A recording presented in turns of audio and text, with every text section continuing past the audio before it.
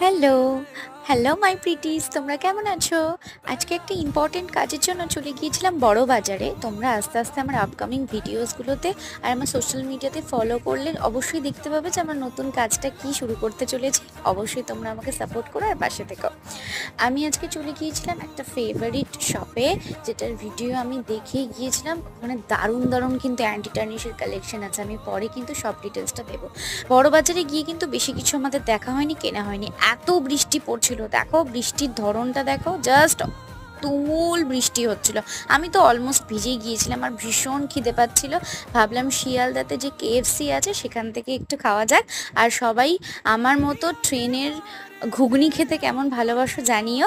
আর ফেরার সময় দেখো আকাশটা কি সুন্দর লাগছে না, মেঘলা মেঘলা আকাশ, একটু একটু রোদ্দুরও উঠেছিল আসার সময়। আর এই দেখো, একটা খুব সুন্দর ব্রেসলেট আমি ওখান থেকে এনেছি, কেমন লাগছে এটা জানিও।